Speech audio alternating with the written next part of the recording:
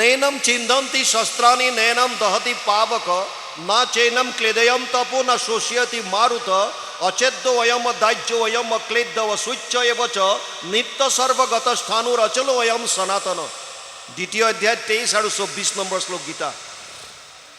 অৰ্জুনক কৈছে, হে অৰ্জুন, আত্মাৰ মৰণ নাই, অস্ত্ৰ শস্ত্ৰ ইয়াক কাটিব নোৱাৰে। নৈনম চিন্দন্তি শস্ত্ৰাণি নৈনম দহতি পাবক, জুয়ে পুৰিব নোৱাৰে, বায়ুৱে শুহিব নোৱাৰে, পানীয়ে তিয়াব নোৱাৰে। আত্মা অচ্ছেদ্য, অদাহ্য আৰু ই নিত্য সনাতন। ভগৱান কৃষ্ণই অৰ্জুনক কৈছে, বাসামচি জীৰ্ণানি যথা বিহায় নবানি গৃহণতি নৰোপৰাণি তথা শৰীৰানি বিহায় জীৰ্ণানি অন্যান্য সংজাতি নবানি দেহি। দ্বিতীয় অধ্যায় 22 নম্বৰ শ্লোক গীতা। হে অৰ্জুন, যেনেকৈ মানুহৰ কাপোৰ ফাটি গ'লে নতুন বস্ত্ৰ পৰিধান কৰে, তেনেকৈ আত্মাই এটা শৰীৰ নষ্ট হ'লে বেলেগ শৰীৰ ধাৰণ কৰে। গতিকে ইয়াক লৈ শোক কৰাৰ কোনো প্ৰয়োজন নাই। কিন্তু আমি কিয় শোক কৰোঁ? আমি এই শৰীৰটোক মই বুলি ভাবোঁ, সেইকাৰণে আমাৰ দুখ লাগে।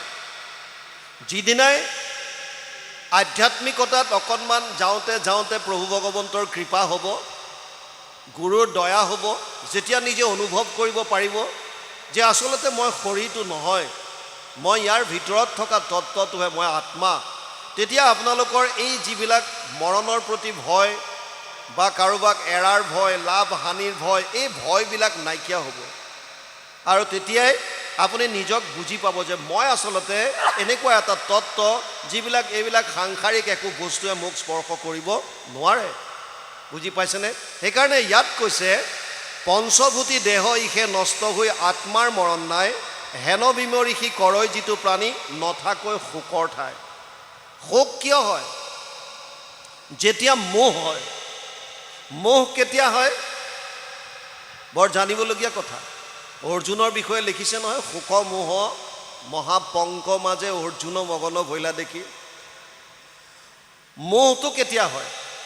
চাওক, প্ৰথম কথা, যেতিয়া আমি নিজক এই শৰীৰটোক মই বুলি ভাবোঁ, এইটো আমাৰ অজ্ঞানতা। মই বুলি ভবাৰ লগে লগে এই শৰীৰৰ লগত সম্বন্ধ থকা বস্তু বা ব্যক্তিখিনিক আমি মোৰ বস্তু বুলি ভাবোঁ, আৰু এখন আমি মনৰ ভিতৰত সংসাৰ তৈয়াৰ কৰি লওঁ, মনৰ এখন সংসাৰ পাতি লওঁ। এয়া মোৰ মা, এইজন মোৰ দেউতা, মোৰ খুৰা, মোৰ পেহী, মোৰ গাঁৱৰ মানুহ, মোৰ সমাজৰ মানুহ, মোৰ পন্থৰ মানুহ, মোৰ কৰি মোৰ ঘৰ, মোৰ দুৱাৰ, মোৰ লেপটপ, মোৰ মোবাইল, মোৰ গাড়ী, মোৰ চাইকেল, এখন সংসাৰ বনাই ল'লোঁ। যেতিয়া মই দেহাটোৰ লগত সম্বন্ধিত বস্তুবিলাক, এজন ল'ৰাই ফুটপাথত চাহ খাইছে, স্পেচিয়েল কাপ এটা বিচাৰিছে আৰু ধুনীয়াকৈ সুন্দৰভাৱে দোকানীজনে চাহ দিছে। ল'ৰাজনে ঢোক মৰাৰ লগে লগে কণমানি ভতিজাক আহি পেলাই কৈছে, খুৰা, বাছ এখন এক্সিডেণ্ট হৈছে, 50জনমান মানুহ মৰিছে। খুৰাকে চাহত ঢোক মাৰি দোকানীটোক কৈছে, চাহত চেনি কম হ'ল, তই এচামুচ চেনি লৈ আহ। বুজি পাইছেনে নাই? ল'ৰাটোৱে কৈছে যে 50জনমান মানুহ মৰিছে, বাছ এক্সিডেণ্ট হৈছে, কিন্তু তাৰ কোনো প্ৰভাৱ নাই। কিয়? কাৰণ মোৰ শৰীৰটোৰ লগত সম্বন্ধিত তাত কোনো নাই। ভতিজাকটোৱে কৈছে, খুৰা বুজি পোৱা নাই কেলে? বাছখনত আমাৰ অমুক অমুক আছিল। তেতিয়া লগে লগে চাহৰ গিলাচ পেলাই দিলে। কি হ'ল তেতিয়া? শোক উৎপন্ন হ'ল। শোকটো কেতিয়া হয়? যেতিয়া মোহ হয়। সেইকাৰণে দুটা বস্তু বৰ জানিবলগীয়া। আপোনাৰ যিটো বস্তুৰ প্ৰতি মোহ আছে, এটাচমেণ্ট আছে, আসক্তি আছে, সেই বস্তুটো স্পেচিয়েলি যেতিয়া তাৰ লাভ, তাৰ যেতিয়া হানি হ'ব, তেতিয়া আপোনাৰ মনত শোক উৎপন্ন হ'ব, শোক। কিন্তু যদি আপুনি বুজি পায় যে মই শৰীৰটো নহয়, মই হ'লোঁ আত্মা, এই শৰীৰত মই জাষ্ট সোমাই আছোঁ, মোৰ কৰ্মফল ভোগ কৰিবলৈ আহিছোঁ, যিদিনাই কৰ্মফল শেষ হ'ব মই গুচি যাম। আৰু এইটো আপোনাৰ মোৰ ইচ্ছাৰ মতে নহয়। নৰসিংহ ভগৱানক লগ পোৱাৰ পাছতো প্ৰহ্লাদক কৈছিল, কীৰ্তনে পলাইব পাপ ছয়, ভোগ ভুঞ্জি পুণ্য কৰ ক্ষয়। তই এনেকৈ যাব নোৱাৰ এতিয়াও, তই যিখিনি লৈ আহিছ সেইখিনি ভোগ কৰ, পাপেই হওক বা পুণ্যই হওক। আৰু ইণ্টাৰেষ্টিং কথাটো শুনক, নাহি কচ্ছিত ক্ষণমপি জাতু তিষ্ঠৈত্য অকৰ্মকৃত কাৰ্যতে হি অবসকৰ্ম সৰ্বপ্ৰকৃতি জেৰ গুণে। তৃতীয় অধ্যায় 5 নম্বৰ শ্লোক গীতা। অৰ্জুনক কৈছে, হে অৰ্জুন, কোনো মানুহ এক মুহূৰ্ত কাম নকৰাকৈ থাকিব নোৱাৰে, এক মুহূৰ্ত থাকিব নোৱাৰে। আপুনি বহি আছে, এইটো কৰ্ম, শুই আছে কৰ্ম, ভাবি আছে কৰ্ম। প্ৰত্যেকটো কৰ্মৰ তিনি ধৰণৰ ফল, ভাল বেয়া মিশ্ৰিত। যিবিলাক ফল আমি ভোগ কৰা নাই, প্ৰত্যেকটো কৰ্মফল আমাৰ জমা হৈ আছে। য'ত জমা হয়, এতিয়া বেংকত যেনেকৈ য'ত টকা সোমায়, আজিকালি আইসকলৰতো আছেই নহয় ছেভিং একাউণ্ট, এইবিলাক চৰকাৰে দিয়ে নহয়, ৰঙেলি পমিলি আঁচনি ঢেৰ দিছেতো। এই য'ত টকা সোমায় সেইটো সঞ্চয় খাতা বুলি কয়। আৰু য'ত আপুনি মই কৰা কৰ্মফলবিলাক সোমায়, জমা হয়, সেইটো সঞ্চিত কৰ্ম বুলি কয়। এই সঞ্চিত কৰ্ম কোটি কোটি জনমৰ আমাৰ জমা হৈ আছে। সেই কৰ্মফল যেতিয়ালৈকে থাকিব, আপুনি মই এই জন্ম মৃত্যুৰ চক্ৰৰ পৰা হাত সাৰিব নোৱাৰোঁ। পুনৰপি জননম পুনৰপি মৰণম পুনৰপি জননী জঠৰে শয়নম। বাৰে বাৰে জন্ম, বাৰে বাৰে মৃত্যু, বাৰে বাৰে মাতৃ গৰ্ভত স্থান ল'ব লাগিব। বুজি পাইছে নাই? যেতিয়ালৈকে কৰ্মফল থাকে তেতিয়ালৈকে আমি ভোগ কৰিব লাগিব। ডাঙৰ কথা হৈছে, যেতিয়া এজন মানুহৰ মৃত্যু হয়, আমি সকলোৱে কওঁ, কোনোবা এজনৰ যেতিয়া মৃত্যু হয়, আপুনি ৰাতিপুৱা যেনিবা খবৰ পালে যে আজি অমুক বাপজন গ'ল, আমি যেতিয়া বাপজনৰ ওচৰলৈ যাওঁ, যদি আপুনি খবৰ পোৱাৰ লগে লগে গৈছে, তেতিয়াহ'লে কি কৰে? এই মৃত শৰীৰটো চোতালত থয় আৰু ওপৰত বগা কাপোৰ এখন দি ঢাকি দিয়ে। মানুহবিলাকে তেতিয়াও কথা পাতি থাকে, এই বেচেৰাটোক কালি লগ পাইছিলোঁ, আজি পুৱাই গ'ল। গ'ল কোন? সেইজনেইতো কালি লগ পোৱাজন নহয় জানো? কালি যিজনক লগ পাইছিলা সেইজনেতো শুই আছে তাত। কিন্তু তথাপিও মানুহে কয় যে বেচেৰাটো ৰাতিপুৱাই গ'ল, কালি সন্ধিয়া মোৰ সৈতে কথা পাতিছিল। তাৰ মানে কি? তাৰ মানে যিজনক মই লগ পাইছিলোঁ সেইজন এইজন নহয়। বুজি পাইছে নাই? কথাখিনি চাওক, এইজন সেইজন হয়নে নহয়? কায়িকভাৱে এইজনে হয় যদিও এইজন সেইজন নহয়, কাৰণ সেইজন সচেতন অৱস্থাত আছিল, চৈতন্য অৱস্থা আছিল, আৰু তাৰ পৰা কিবা এটা ওলাই গ'ল, যিটোৰ কাৰণে এইটো অচেতন হৈ গ'ল। ইয়াৰ শেষ অৱস্থা এতিয়া 3টা, 20টা পলু আৰু ছাই। এইডাল জ্বলাই দিব। আমাৰ ধৰ্মত কিছুমানে পুতি থয়, কিছুমানে চৰাই চিৰিকটি জীৱ জন্তু খুৱাই দিয়ে, কাটি পেলাই অংগ পতংগবিলাক, আৰু খাই পেলাই বিষ্ঠা কৰি উলিয়াই দিয়ে। পুতি থ'লে পলু হয়, জ্বলাই দিলে ছাই হয়। বুজি পাইছেনে? এতিয়া এই যিটো আত্মা লিংগ শৰীৰ আৰু কাৰণ শৰীৰৰ লগত ওলাই গ'ল, ই ক'ত যাব? যদি তাৰ সঞ্চিত কৰ্ম বাৰ্ষ্ট হোৱা নাই, যদি মুক্তি পোৱা নাই, তেতিয়াহ'লে নিজৰ সঞ্চিত কৰ্মৰ পৰা এটা অংশ ভোগ কৰিবৰ কাৰণে আনে। সেই অংশটো যদি পুণ্য আহে, কেৱল পুণ্য, তেতিয়াহ'লে দৈবিক শৰীৰ লাভ কৰে, স্বৰ্গত থাকে, দেৱলোকত থাকে, দেৱতা বুলি আমি যাক কওঁ। কেতিয়ালৈকে থাকিব স্বৰ্গত? তে ত্বম ভুক্তোৱা স্বৰ্গলোক বিশালম ক্ষীণে পুণ্যে মৰ্তলোকম বিশন্তি। 9ম অধ্যায় 21 নম্বৰ শ্লোকত ভগৱান কৃষ্ণই অৰ্জুনক কৈছে, হে অৰ্জুন, তেতিয়ালৈকে সেইজন স্বৰ্গত থাকিব যেতিয়ালৈকে তেওঁৰ প্ৰাৰব্ধত পুণ্য থাকিব। আৰু অধোজনীত কি পায়? কেতিয়া আহে? যেতিয়া পাপ আহে। কেৱল পাপ হ'লে অধোজনী। অধোজনী কোনবিলাক? কীট পতংগ, পোক পৰুৱা, গছ লতা, তৰু তৃণ, জীৱ জন্তু, যিমান ইতৰ প্ৰাণী আছে, চব অধোজনী, পাপৰ জনী। মানুহৰ শৰীৰ কেতিয়া পায়? যেতিয়া মিশ্ৰিত কৰ্মফল আহে, পাপ পুণ্যৰ মিশ্ৰণ। সেইকাৰণে মানুহৰ জীৱনত সুখ আৰু দুখ দুইটা বস্তু আহে। ইয়াক লৈও চিন্তা কৰাৰ কোনো কাৰণ নাই। কিয়? কাৰণ আমি যিটো কৰ্মফল আনিছোঁ এইটো মিশ্ৰিত কৰ্মফল, তাত পাপ পুণ্য দুইটা ভোগ কৰিবই লাগিব। বাউন পৃথিৱীত এনেকুৱা কোনো মানুহ নাই যোনে কয় যে মোৰ কেৱল মই গোটেই জীৱনটো সুখত কটালোঁ। অসম্ভৱ। এনেকুৱা কোনো মানুহ নাই যোনে ক'ব যে মই গোটেই জীৱনটো দুখত কটালোঁ। অসম্ভৱ। সুখ আৰু দুখ দুইটা ভোগ কৰিব লাগিব আমি। কিয়? মিশ্ৰিত কৰ্মফল লৈ আহিছোঁ। আৰু যেতিয়ালৈকে সেই প্ৰাৰব্ধ আমাৰ থাকিব, তেতিয়ালৈকে আমাৰ এই শৰীৰ ত্যাগ নহয়। সেইকাৰণে কোনো কোনো জেগাত যে কয় 22টা গুলি লগাৰ পাছতো মানুহজন বাচি আছে। বুজি পাইছে না? কিয়? আয়ুষত চাউল আছে, প্ৰাৰব্ধ আছে, কোনে মাৰিব পাৰে। আৰু কেতিয়াবা কিছুমান পৰিয়ে হঠাৎ পৰিল, মাত্ৰ খতম, শেষ। নিমিত্ত যিয়ে নহওক ডিপেণ্ড কৰিছে ক'ৰ ওপৰত প্ৰাৰব্ধ কিমান দিনৰ লৈ আহিছোঁ আয়ুস কেতিয়ালৈকে আছে এইকাৰণে ইয়াত বৰ সুন্দৰভাৱে কৈছে হেন বিমেৰিষি কৰয় যিটো প্ৰাণী তাৰমানে পঞ্চভূতি দেহ হেতু এই দেহটোৰ মৰণ আছে আত্মাৰ মৰণ নাই এই বস্তুটো যোনে বুজি পালে তেওঁ শোক কৰাৰ কোনো কাৰণ নাই হেন জানি সবে খেদ পৰিহৰা মৰা ভাগিনক লাগি তাসম্বাৰ হুইবে এহিকে লিখিত মই ভৈলো বধ ভাগী তেওঁলোকৰ কাৰণে এইটোৱে লিখা আছিল মই মাত্ৰ ইয়াৰ নিমিত্ত হ'লোঁ বধৰ ভাগিদাৰ হ'লোঁ এই বুলি কংসৰাই কান্দিয়া কাৰ্পুণ্য কৰে হাতে ধৰি দুই হান্তৰ পাওঁ মোৰ ঘোৰ অপৰাধ মৰখীও দুয়ো প্ৰাণী সজ্জনৰ ক্ষমাকে স্বভাৱ এই বুলি কংসই বসুদেৱ আৰু দৈৱকীৰ হাতত ধৰি ক্ষমা খুজিছে আৰু কৈছে মোক ক্ষমা কৰিবা কাৰণ সজ্জনজনৰ ক্ষমাকে স্বভাৱ ক্ষমা ভক্তি মাৰ্গৰ আন এটা বস্তু হৈছে ক্ষমা আপোনাক যদি কোনোবাই কিবা অপৰাধ কৰিছে শাস্ত্ৰই কৈছে আপুনি ক্ষমা কৰি দিয়ক আৰু আপুনি যদি কাৰোবাৰ ওচৰত অপৰাধ কৰিছে তেতিয়াহ'লে আপোনাৰ এইটো সাহস থাকিব লাগে যে আপুনি গৈ পেলাই যাতে ক'ব পাৰে প্ৰভু মোৰ ভুল হ'ল মোক ক্ষমা কৰি দিয়ক হ'ব পাৰে ভুল মানুহ মাত্ৰে ভুল হ'ব পাৰে কিন্তু পাছৰখিনি আপুনি কি কৰিছে এইটো ডাঙৰ কথা হোৱাটোতো হৈ গ'ল ইয়াৰ পাছৰ পৰ্যায়টোত আপুনি কেনেকুৱা ষ্টেপ লৈছে আচল ভকত হয় নে নহয় তেতিয়াহে গম পোৱা যায় সৰুতে কোনোবাই কিবা এজনে আমাক কিবা ক'লে আমি এতিয়াও মনত পুহি ৰাখোঁ ই এসময়ত মোক এনেকৈ কৈছিল সুবিধা পালেই মই তাৰ চান্স ল'ম য'তে পাৰোঁ তাক অপমান কৰিম কিয় কাৰণ আমাৰ মনত দ্বেষ আছে আমাৰ ক্ষমা ভাৱটো নাই ইয়াত কৈছে সজ্জনজনৰ যিহেতুকে ক্ষমাকে স্বভাৱ গতিকে কংসই বসুদেৱ আৰু দৈৱকীক কৈছে তোমালোকে মোক ক্ষমা কৰি দিবা জানিলোঁ কন্যাৰ বোলে তোমাষাৰ নাহি দুখ দিলোঁ দুখ তথাপি নিষ্ফল অনেক বিনয় বোলে সৌহৃদ্য দেখায় কংসে ভাঙিলেকো দুহানো নিহল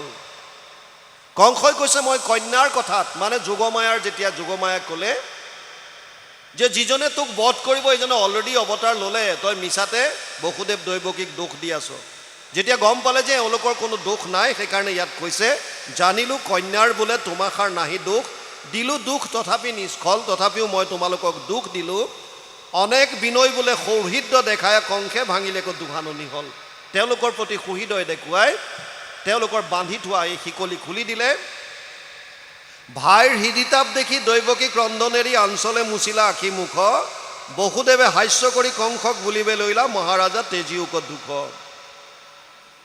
ককায়েকৰ দুখ দেখি আকৌ দৈৱকীৰ বেয়া লাগিছে বসুদেৱো এতিয়া বুজাবলৈ ধৰিছে কি কৈছে আপুনি কহিলা যেন এইকে পৰম তত্ত্ব কিছু নোহে শোক মোহ ভয় অজ্ঞানত থাকি নৰে মিছাতে বিৰোধ কৰে বিচাৰত সবে মায়াময় শোক মোহ ভয় এইবিলাক একো নাই আচলতে কেৱল মায়াময় সংসাৰত থকাৰ কাৰণে মায়াই আমাক অধীন কৰি ৰখাৰ কাৰণে আমি এইবিলাক দেখা পাওঁ কেনেকৈ মায়া বস্তুটো কি চতুশ্লোকী ভাগৱত অৰিজিনেলি 4টা শ্লোক আছিল পদ্মকল্পত ভগৱান নাৰায়ণে ব্ৰহ্মাক কেৱল 4টা শ্লোকত ভাগৱত শুনাইছিল এই 4টা শ্লোকৰ দ্বিতীয় শ্লোকটোত মায়াৰ বিষয়ে কৈছে ঋতেৰ্থে য়ত প্ৰতীয়ত না প্ৰতীয়ত চাত্মানি তদ বিদ্যাদাত্মনো মায়া যথা আভাসো যথা তম 2:9-34 দ্বিতীয় স্কন্ধ 9ম অধ্যায় 34 নম্বৰ শ্লোক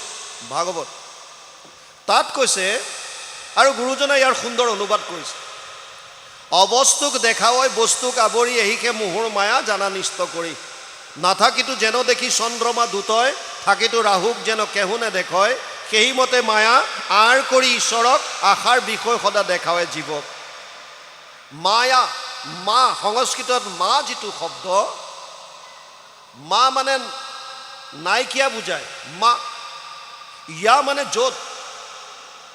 য'ত নাই তাৰ মানে অবস্তুক বস্তু কৰি দেখুৱাইছে আচলতে য'ত নাইকিয়া আমি যেতিয়া ৰাজস্থানত আছিলোঁ জয়ছলমেৰত থাকোঁতে মই 1995 পৰা 2001লৈকে আছিলোঁ মৰুভূমি তাত এনেকৈ চাই দিলে দূৰ দূৰলৈকে একো দেখা নাপায় কেৱল বালি আৰু বালি আমি থকা দিনত গৰম দিনত 52 ডিগ্ৰী চেলচিয়াছলৈকে আমি ৰিপৰ্ট কৰিছিলোঁ 52 ডিগ্ৰী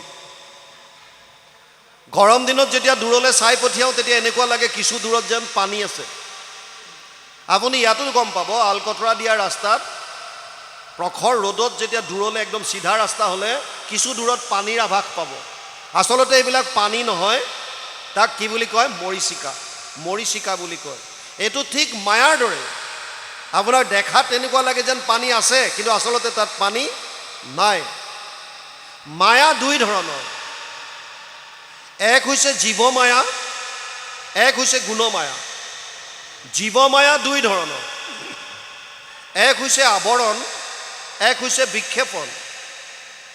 মায়াৰ যিটো জীৱ মায়াৰ আৱৰণ শক্তি, এই আৱৰণ শক্তিটোৱে আমাৰ মন বুদ্ধিৰ ওপৰত এখন পৰ্দা পেলাই দিয়ে, যাৰ কাৰণে হৃদয়তে থকা ভগৱানক আমাৰ দৰ্শন নহয়। যেনিবা এতিয়া গুৰু আসন ভাগ ইয়াত আছে, আমি সকলোৱে দৰ্শন পাইছোঁ। ইয়াত যদি এখন পৰ্দা দি দিয়ে তেতিয়া আমি দেখিম জানো? আমাৰ ভিতৰতে ভগৱান আছে, আমি দেখা নাপাওঁ, কাৰণ মায়াৰ এটা আৱৰণ আমাৰ ওপৰত পৰিছে। এইটো অজ্ঞানতাৰ আৱৰণ। এটা আছে ইয়াৰ বিক্ষেপণ শক্তি। বিক্ষেপণ শক্তিটোৱে মন বুদ্ধিক সংসাৰলৈ ঠেলা মাৰি দিয়ে। ধন টকা পইচা, পুত্ৰ পৰিবাৰ, ঘৰ দুৱাৰ, খোৱা বোৱা, কাপোৰ কানি, এইবিলাকত সুখ পাবি বুলি মনটোক সিফালে পঠায়, ঈশ্বৰৰ ওচৰৰ পৰা মনটোক দূৰলৈ পঠায়। এইটো হৈছে জীৱ মায়াৰ দুটা কোৱালিটি, আৱৰণ আৰু বিক্ষেপণ। ভগৱানৰ মায়াৰ আনটো কোৱালিটি বা আনটো ভাগ হৈছে গুণমায়া। এইটো বৰ মাৰাত্মক বস্তু। তিনিটা গুণ আছে, সত্যম ৰজস তম ইতি গুণ প্ৰকৃতি সম্ভৱ নিবদ্ধন্তি মহাবাহু দেহে দেহিনাম অব্যয়ম। 14 অধ্যায় 5 নম্বৰ শ্লোক গীতা।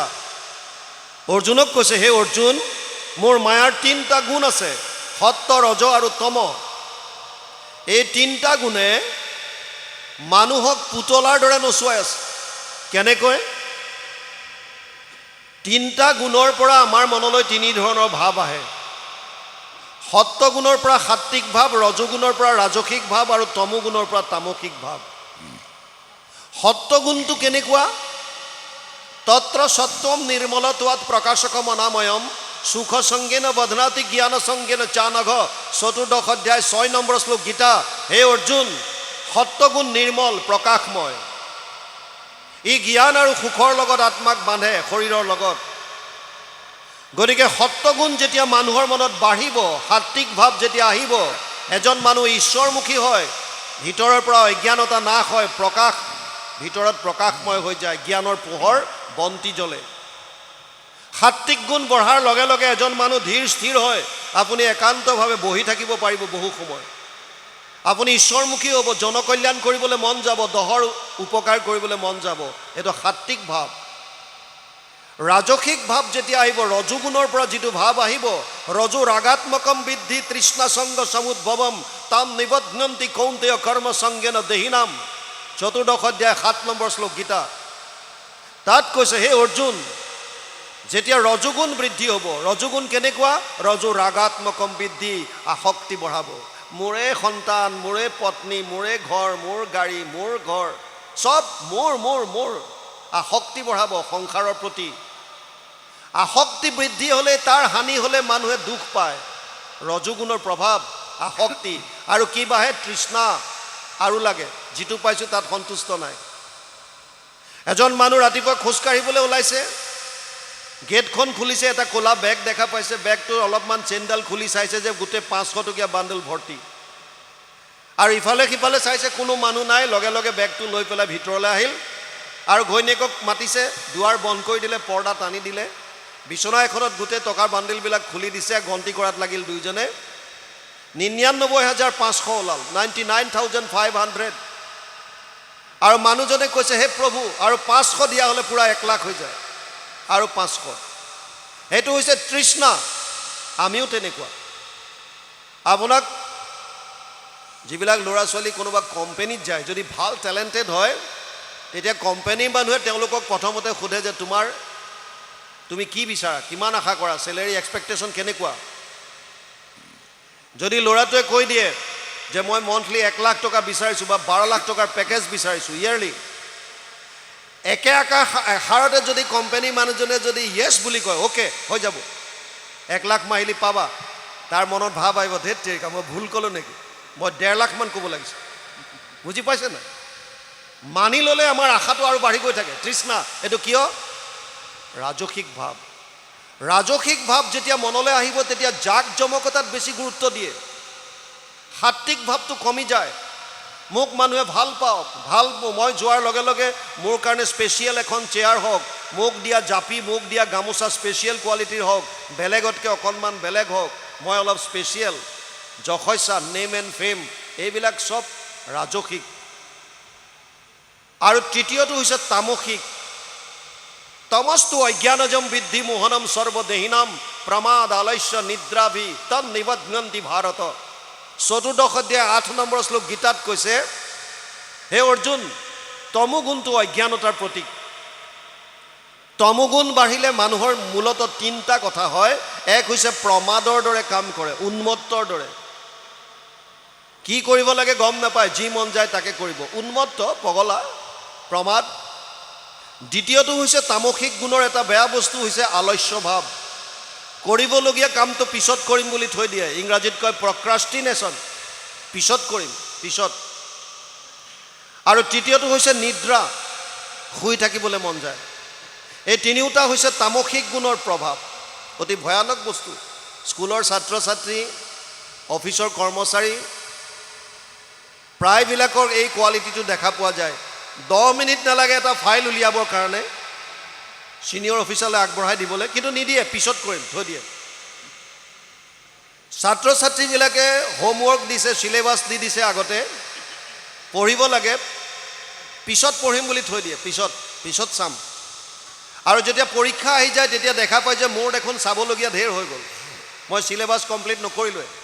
তেতিয়া মনলৈ ভাৱ আহে, যদি মই এনেকৈ পৰীক্ষা দিওঁ মোৰ ৰিজাল্ট বেয়া হ'ব, মা দেউতাই কি ক'ব, লগৰ ল'ৰা ছোৱালীবিলাকে মোক কি ক'ব, মই চোকা বুলি মোৰ সমাজত যিটো নাম আছিল এইটো কি হ'ব, অৰ্থাৎ চবে মোক হাঁহিব, মই এনেকৈ কেনেকৈ জীয়াই থাকিম, মই মৰি থকাই ভাল, মই মৰি থকাই ভাল। আৰু বছ, এটেম্প টু ছুইচাইড, মৰি থাকিব। কিয়? তামসিক গুণৰ প্ৰভাৱ। এই আমাৰ মানুহবিলাক, গোটেইবিলাক, আমি যিমান প্ৰাণী আছোঁ, আমাক ভগৱান কৃষ্ণৰ এই মায়াৰ 3টা গুণে পুতলাৰ দৰে নচুৱাই আছে। আমি ভাবোঁ যে এইটো মই কৰিছোঁ, মিছা। প্ৰকৃতে ক্ৰিয়া মানানি গুণ কৰ্মানি সৰ্বস্ব অহংকাৰ বিমূঢ় আত্মা কৰ্তা অহমিতি মন্যতে। 3 অধ্যায় 27 নম্বৰ শ্লোক গীতা। প্ৰকৃতিৰ 3টা গুণ, সত্য ৰজ তম, এই 3টা গুণে 3 প্ৰকাৰ ভাৱৰ দ্বাৰা আমাক পুতলাৰ দ্বাৰা নচুৱাই আছে। আৰু যোনে মই কৰিছোঁ বুলি ভাবোঁ, এইটো কৈছে অজ্ঞানতা, মূঢ়তা। আমি একো কৰিব পৰা নাই, চব তেওঁ আমাক চলাই আছে। এই মায়াৰ পৰি পেলাই আমি চব হাহাকাৰ কৰি ফুৰিছোঁ। আৰু ইয়াৰ পৰা পৰিত্ৰাণ পোৱাৰ উপায় কেৱল এটা দিছে, দৈৱহী এছ গুণময়ী মম মায়া দূৰত্বয়া মামেব য়ে প্ৰপদ্যন্তে মায়ামেতাম তৰন্তি তে। 7ম অধ্যায় 14 নম্বৰ শ্লোক গীতা। তাত কৈছে, হে অৰ্জুন, মোৰ মায়া যদিও দৈৱিক, ই অতি মাৰাত্মক, অতি দুষ্টৰ। ইয়াৰ পৰা পৰিত্ৰাণ সেইসকলেহে পাব পাৰিব যিসকলে কেৱল মাত্ৰ মোক শৰণ কৰি ল'লে। মোত শৰণ ল'লে যিসকলে, কেৱল মাত্ৰ মোত, মাম এব, এব মানে কেৱল বুজায়, মাম এব, কেৱল মোক যোনে শৰণ ল'লে, কেৱল মাত্ৰ মোক যোনে ভক্তি কৰিলে, তেওঁলোকেহে ইয়াৰ পৰা পৰিত্ৰাণ পাব পাৰিব, তাৰ বাহিৰে বেলেগ গতি নাই।